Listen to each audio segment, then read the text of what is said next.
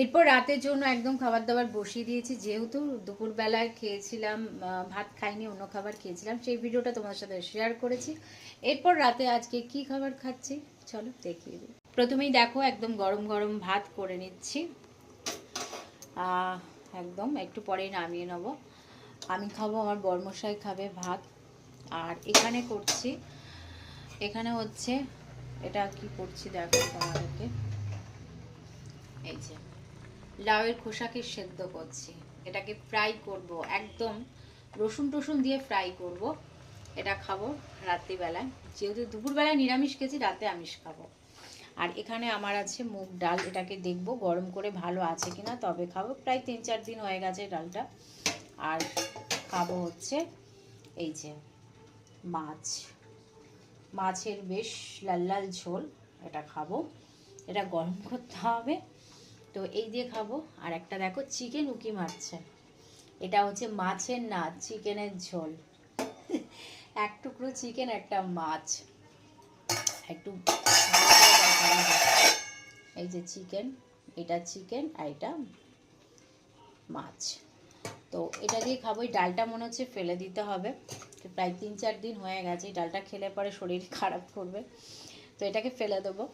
তো রাত্রিবেলা খাবো হচ্ছে আমি আর বরমশাই ভাত, এটা আমার জন্য, এটা আমার জন্য, আর বরমশাই হচ্ছে ডিম সেদ্ধ, আর এখানে আছে হচ্ছে পোস্ত, লাল লাল করে পোস্ত, বরমশাই খাবে।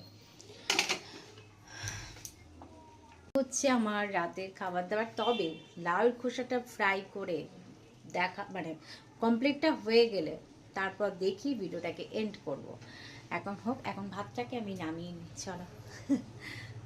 রসুন, শুকনো লঙ্কা আর কালো জিরে ফোড়ন দিয়েছি, কি যে অপূর্ব গন্ধটা লাগছে, রসুন যে ফ্রাই করছি না, ভীষণ ভালো লাগছে।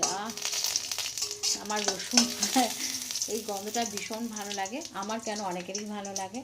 তো এটা কমপ্লিট হয়ে গেছে, আর একটু হোক, হলে পরে এটাকে সেদ্ধ করে রেখেছি, এটার মধ্যে দিয়ে দেবো।